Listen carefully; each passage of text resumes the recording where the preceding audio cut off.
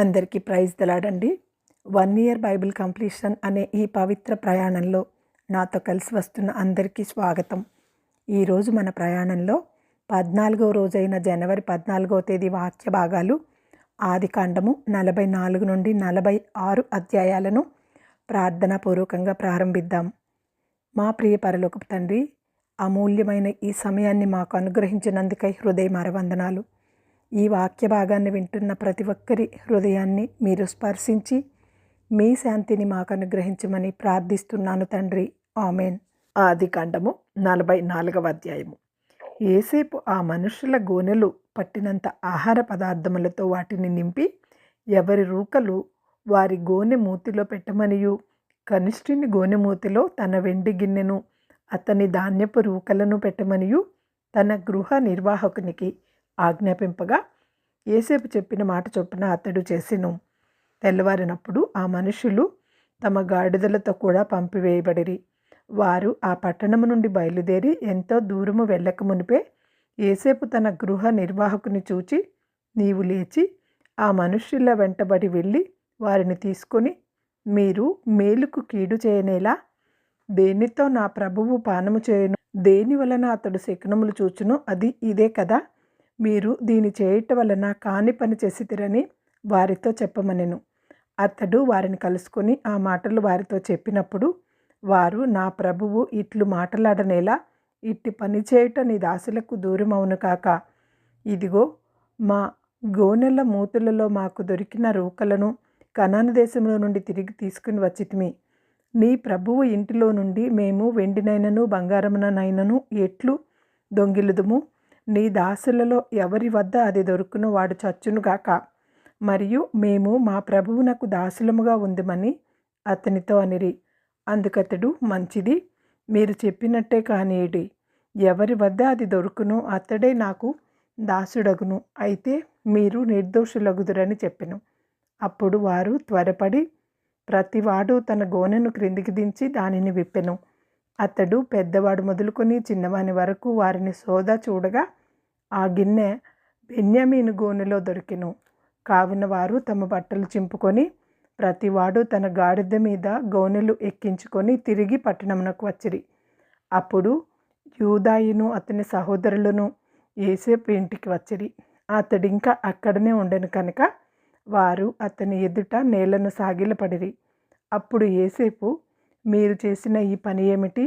నా వంటి మనుష్యుడు శకునము చూచి తెలుసుకొనునని మీకు తెలియదా అని వారితో అనగా, యూదా ఇట్లనెను, ఏలిన వారితో మేము ఏమి చెప్పగలము? ఏమందుము? మేము నిర్దోషులమని ఎట్లు కనబరుచుకొనగలము? దేవుడే నీ దాసుల నేరము కనుగొనెను. ఇదిగో, మేమును ఎవని వద్ద ఈ గిన్నె దొరికెనో వాడు ఏలిన వారికి దాసుల మగుదమనెను. అందుకతడు, అట్లు చేయుట నాకు దూరం అగును గాక. ఎవని చేతిలో ఈ గిన్నె దొరికెనో వాడే నాకు దాసుడుగా ఉండును. మీరు మీ తండ్రి వద్దకు సమాధానముగా వెళ్ళుడని చెప్పగా, యూదా అతన్ని సమీపించి, ఏలినవాడా, ఒక మనవి, ఒక మాట ఏలిన వానితో తమ దాసిని చెప్పుకొని నిమ్ము. తమ కోపము తమ దాసిని మీద రవులుకొని నిమ్ము. తమరు ఫరో అంతటి వారు కదా, ఏలినవాడు మీకు తండ్రి అయినను సహోదరుడైనను ఉన్నాడా అని తమ దాసులను అడిగెను. అందుకు మేము, మాకు ముసలివాడైన తండ్రియు అతని ముసలితనమున పుట్టిన ఒక చిన్నవాడును ఉన్నారు. వాని సహోదరుడు చనిపోయెను. వాని తల్లికి వాడొక్కడే మిగిలి ఉన్నాడు. వాని తండ్రి వానిని ప్రేమించుచున్నాడని చెప్పితిమి. అప్పుడు తమరు, నేనతన్ని చూచుటకు అతని నా వద్దకు తీసుకొని రండని తమ దాసులతో చెప్పితిరి. అందుకు మేము, ఆ చిన్నవాడు తన తండ్రిని విడువలేడు. వాడు తన తండ్రిని విడిచిన ఎడల వాని తండ్రి చనిపోవునని ఏలిన వానితో చెప్పితిమి. అందుకు తమరు, మీ తమ్ముడు మీతో రాని ఎడల మీరు మరలా నా ముఖము చూడకూడదని తమ దాసులతో చెప్పిరి. కాబట్టి నా తండ్రి అయిన తమ దాసుని వద్దకు మేము వెళ్ళి ఏలిన వారి మాటలను అతనికి తెలియజేసితిమి. మా తండ్రి, మీరు తిరిగి వెళ్ళి మన కొరకు కొంచెం ఆహారం కొనుక్కొని రండని చెప్పినప్పుడు మేము అక్కడికి వెళ్ళలేము. మా తమ్ముడు మాతో కూడా ఉండిన ఎడల వెళ్ళుదుము. మా తమ్ముడు మాతో ఉంటేనే గాని ఆ మనుష్యుని ముఖము చూడలేమని చెప్పితిమి. అందుకు తమ దాసుడైన నా తండ్రి, నా భార్య నాకిద్దరిని కనెను అని మీరెరుగుదురు. వారిలో ఒకడు నా వద్ద నుండి వెళ్ళిపోయెను, ఒకడు నిశ్చయముగా దుష్ట మృగముల చేత చీల్చబడిననుకొంటిని. అప్పటి నుండి అతడు నాకు కనబడలేదు. మీరు నా ఎదుట నుండి ఇతన్ని తీసుకొని పోయిన తర్వాత ఇతనికి హాని సంభవించిన ఎడల నరిసిన వెంట్రుకలు గల నన్ను మృతుల లోకంలోనికి దుర్గముతో దిగిపోనట్లు చేయుదురని మాతో చెప్పెను. కావున తమ దాసుడైన నా తండ్రి వద్దకు నేను వెళ్ళినప్పుడు, ఈ చిన్నవాడు మా వద్ద అతని ప్రాణము ఇతని ప్రాణముతో పెనవేసుకుని ఉన్నది కనుక ఈ చిన్నవాడు మా వద్ద లేకపోవుట అతను చూడగానే చనిపోవును. అట్లు తమ దాసులమైన మేము నెరిసిన వెంట్రుకలు గల తమ దాసుడైన మా తండ్రిని మృతుల లోకమునకు దుర్గముతో దిగిపోవునట్లు చేయుదుము. తమ దాసుడనైన నేను ఈ చిన్నవాణిని గూర్చి నా తండ్రికి పూటపడి నీ వద్దకు నేను అతన్ని తీసుకుని రాని ఎడల నా తండ్రి దృష్టి యందు ఆ నింద నా మీద ఎల్లప్పుడూ ఉండినని చెప్పతిని. కాబట్టి తమ దాసుడనైన నన్ను ఈ చిన్నవానికి ప్రతిగా ఏలిన వారికి దాసునిగా ఉండనిచ్చి ఈ చిన్నవాని తన సహోదరులతో వెళ్ళనిమ్ము. ఈ చిన్నవాడు నాతో కూడా లేని ఎడల నా తండ్రి వద్దకు నేను ఎట్లు వెళ్ళగలను? వెళ్ళిన ఎడల నా తండ్రికి వచ్చు అపాయము చూడవలసి వచ్చునని చెప్పెను. ఆదికాండము 45వ అధ్యాయము. అప్పుడు యోసేపు తన వద్ద నిలిచిన వారినందరి ఎదుట తన్ను తాను అణుచుకొని జాలక నా వద్ద నుండి ప్రతి మనిషిని వెలుపలికి పంపివేయడని బిగ్గరగా చెప్పెను.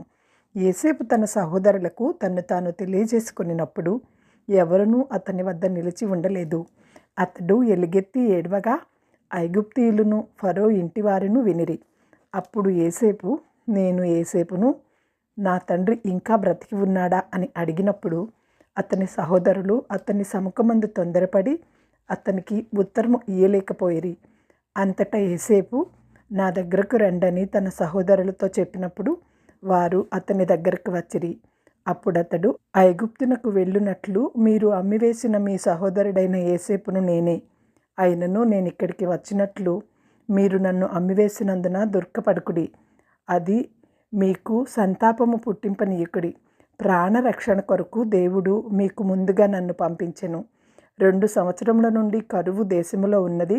సేద్యమైనను కోత అయినను లేని సంవత్సరములు ఇంకా 5 వచ్చును. మిమ్మును ఆశ్చర్యంగా రక్షించి దేశములో మిమ్మను శేషముగా నిలుపుటకును ప్రాణంతో కాపాడుటకును దేవుడు మీకు ముందుగా నన్ను పంపించెను. కాబట్టి దేవుడే గాని మీరు నన్ను ఇక్కడికి పంపలేదు. ఆయన నన్ను ఫరోకు తండ్రిగాను అతని ఇంటివారికి అందరికీ ప్రభువుగాను ఐగుప్తు దేశం అంతటి మీద ఏలికగాను నియమించెను. మీరు త్వరగా నా తండ్రి వద్దకు వెళ్ళి అతనితో, నీ కుమారుడైన యోసేపు దేవుడు నన్ను ఐగుప్తు దేశం అంతటికీ ప్రభువుగా నియమించెను, నా వద్దకు రమ్ము. అక్కడ ఉండవద్దు. నీవు గోషేను దేశమందు నివసించెదవు. అప్పుడు నీవును నీ పిల్లలను నీ పిల్లల పిల్లలను నీ గొర్రెల మందలను నీ పశువులను నీకు కలిగిన యావత్తును నాకు సమీపంగా నుండును. ఇకను 5 సంవత్సరములు కరువు వచ్చును కనుక నీకును నీ ఇంటి వారికి నీకు కలిగినదంతటికి పేదరికము రాకుండా అక్కడ నిన్ను పోషించదనన్నాడని చెప్పుడి. ఇదిగో మీతో మాట్లాడుచున్నది నా నోరే అని మీ కన్నులను నా తమ్ముడైన బెన్యామీను కన్నులను చూచుచున్నవి. ఐగుప్తులో నాకు కలిగిన సమస్త ఘనతను మీరు చూచున్నది యావత్తును నా తండ్రికి తెలియజేసి త్వరగా నా తండ్రిని ఇక్కడికి తీసుకుని రండని తన సహోదరులతో చెప్పి తన తమ్ముడైన బెన్యామీను మెడ మీద పడి ఏడ్చెను. బెన్యామీను అతని మెడ మీద పడి ఏడ్చెను. అతడు తన సహోదరులందరినీ ముద్దు పెట్టుకొని వారి మీద పడి ఏడ్చిన తర్వాత అతని సహోదరులు అతనితో మాట్లాడిరి. యోసేపు యొక్క సహోదరులు వచ్చిన వర్తమానము తన ఇంటిలో వినపడెను. అది ఫరోకును అతని సేవకులకును ఇష్టముగా ఉండెను. అప్పుడు ఫరో యోసేపుతో ఇట్లనెను, నీవు నీ సహోదరులను చూచి మీరిలాగు చేయుడి. మీ పశువుల మీద బరువులు కట్టి కనాను దేశమునకు వెళ్ళి మీ తండ్రిని మీ ఇంటి వారిని వెంటబెట్టుకుని నా వద్దకు రండి. ఐగుప్తు దేశమందలి మంచి వస్తువులను మీకు ఇచ్చెదను. ఈ దేశము యొక్క సారమును మీరు అనుభవించెదరు. మీకు ఆజ్ఞ అయినది కదా, దీని చేయుడి. మీ పిల్లల కొరకును మీ భార్యల కొరకును ఐగుప్తులో నుండి బండ్లను తీసుకొని పోయి మీ తండ్రిని వెంట పెట్టుకుని రండి. ఐగుప్తు దేశం అంతటిలోనున్న మంచి వస్తువులు మీవే అగును కనుక మీ సామగ్రిని లక్ష్య పెట్టకుడని చెప్పమనగా ఇజ్రాయేల్ కుమారులు అలాగుననే చేసిరి. యోసేపు ఫరో మాట చొప్పున వారికి బండ్లను ఇప్పించెను, మార్గమునకు ఆహారం ఇప్పించెను. అతడు వారికి 2 దుస్తుల బట్టలు ఇచ్చెను. బెన్యామీనుకు 300 తులముల వెండియు 5 దుస్తుల బట్టలను ఇచ్చెను. అతడు తన తండ్రి నిమిత్తము ఐగుప్తులోనున్న మంచి వస్తువులను మోయిచున్న 10 గాడిదలను, మార్గమునకు తన తండ్రి నిమిత్తము ఆహారమును, ఇతర ధాన్యమును, తినుబండములను మోయిచున్న 10 ఆడుగాడిదలను పంపెను. అప్పుడతడు తన సహోదరులను సాగనంపి వారు బయలుదేరుచుండగా మార్గమందు కలహపడకుడని వారితో చెప్పెను. వారు ఐగుప్తు నుండి బయలుదేరి కనాను దేశమునకు తన తండ్రి అయిన యాకోబు నద్దకు వచ్చి, యోసేపు ఇంకా బ్రతికి ఉండి ఐగుప్తు దేశమంతటిని ఏలుచున్నాడని అతనికి తెలియజేసిరి. అంతటా అతడు వారి మాట నమ్మలేదు కనుక అతడు నిశ్చేష్టుడాయెను. అప్పుడు వారు యోసేపు తమతో చెప్పిన మాటలన్నిటినీ అతనితో చెప్పిరి. అతడు తను ఎక్కించుకుని పోవుటకు యోసేపు పంపిన బండ్లు చూచినప్పుడు వారి తండ్రి అయిన యాకోబు ప్రాణము తెప్పరిల్లెను. అప్పుడు ఇజ్రాయేలు, ఇంతే చాలు, నా కుమారుడైన యోసేపు ఇంకా బ్రతికి ఉన్నాడు, నేను చావక మునుపు వెళ్ళి అతన్ని చూచెదనని చెప్పెను. ఆదికాండము 46వ అధ్యాయము. అప్పుడు ఇజ్రాయేలు తనకు కలిగినదంతయు తీసుకొని ప్రయాణమై బెయేర్షెబాకు వచ్చి తన తండ్రి అయిన ఇస్సాకు దేవునికి బలులర్పించెను. అప్పుడు రాత్రి దర్శనముల యందు దేవుడు యాకోబు యాకోబు అని ఇజ్రాయేలును పిలిచెను. అందుకతడు, చిత్తము ప్రభువా అనెను. ఆయన, నేనే దేవుడను, నీ తండ్రి దేవుడను. ఐగుప్తునకు వెళ్ళుటకు భయపడకుము, అక్కడ నిన్ను గొప్ప జనముగా చేసేదను. నేను ఐగుప్తునకు నీతో కూడా వచ్చేదను. అంతేకాదు, నేను నిశ్చయముగా నిన్ను తిరిగి తీసుకొని వచ్చేదను. యోసేపు నీ కన్నుల మీద తన చేయి ఉంచునని సెలవీయగా యాకోబు లేచి బెయేర్షెబా నుండి వెళ్ళెను. ఫరో అతనిని ఎక్కించి తీసుకొని వచ్చుటకు పంపిన బండ్ల మీద ఇజ్రాయేలు కుమారులు తమ తండ్రి అయిన యాకోబును, తమ పిల్లలను, తమ భార్యలను ఎక్కించిరి. వారు అనగా యాకోబును, అతని యావత్తు సంతానమును, తన పశువులను, తాము కనానులో సంపాదించిన సంపద యావత్తును తీసుకుని ఐగుప్తునకు వచ్చిరి. అతడు తన కుమారులను, తన కుమారుల కుమారులను, తన కుమార్తెలను, తన కుమారుల కుమార్తెలను, తన యావత్తు సంతానమును ఐగుప్తునకు తనతో కూడా తీసుకొని వచ్చెను. యాకోబును అతని కుమారులను ఐగుప్తునకు వచ్చిరి. ఇజ్రాయేల్ కుమారుల పేర్లు ఇవే. యాకోబు జ్యేష్ఠ కుమారుడు రూబేను. రూబేను కుమారులైన హనోకు, ఫల్లు, హస్రోను, కర్మి. సిమ్యోను కుమారులైన యెమూయేలు, యామీను, ఓహదు, యాకీను, సోహారు, కనానీయురాలి కుమారుడైన షాఫూలు. లేవి కుమారులైన గెర్షోను, కహాతు, మొరారి. యూదా కుమారులైన ఏరు, ఓనాను, షేలా, ఫెరెసు, జరహు. ఆ ఏరును ఓనానును కనాను దేశంలో చనిపోయిరి. ఫెరెసు కుమారులైన హెస్రోను, హామూలు. ఇస్సాకారు కుమారులైన తోలా, ఫువ్వా, యోబు, షిమ్రోను. జెబులూను కుమారులైన సెరోదు, ఏలోను, యెహూలేలు. వీరు లేయా కుమారులు. ఆమె పెద్దనరాములో యాకోబు వారిని అతని కుమార్తె అయిన దీనాను కనెను. అతని కుమారులను, అతని కుమార్తెలను అందరూ 33. గాది కుమారులైన షిమ్యోను, huggy, Shuni, Ezbon, Eri, Arodi, Areli. Asher కుమారులైన ఇమ్నా, ఇష్వా, ఇష్షి, బెరియా. వారి సహోదరి అయిన సెరాహు. ఆ బెరియా కుమారులైన హెబెరు, మల్కీయేలు. లాబాను తన కుమార్తె అయిన లేయాకిచ్చిన జిల్ఫా కుమారులు వీరే. ఆమె ఈ 16 మందిని యాకోబునకు కనెను. యాకోబు భార్య అయిన రాహేలు కుమారులైన యోసేపు, బెన్యామీను. యోసేపునకు మనష్షే, ఎఫ్రాయిములు పుట్టిరి. వారిని ఐగుప్తు దేశమందు ఓనుకు యాజకుడగు పోతిఫెర కుమార్తె అయిన అసీనతు అతనికి కనెను. బెన్యామీను కుమారులైన బెలా, బేకెరు, అష్పేరు, గెరా, నయమాను, యెహిరోహి, ముఫోమి, హుఫీరు, అర్దు. యాకోబునకు రాహేలు కనిన కుమారులకు వీరందరూ 14. దాను కుమారుడైన హూషీము. నఫ్తాలి కుమారులైన ఏహనేలు, గూనిసేయరు, షిల్లేము. లాబాను తన కుమార్తె అయిన రాహేలునకు ఇచ్చిన బిల్హా కుమారులు వీరే. ఆమె వారిని యాకోబునకు కనెను. వారందరూ 7. యాకోబు కోడండ్రును వినాయించి అతని గర్భవాసమున పుట్టి యాకోబుతో ఐగుప్తునకు వచ్చిన వారందరూ 66.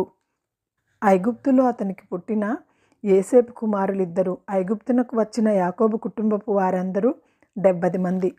అతడు గోషానుకు త్రోవ చూపుటకు యోసేపు నొద్దకు తనకు ముందుగా యూదాను పంపెను.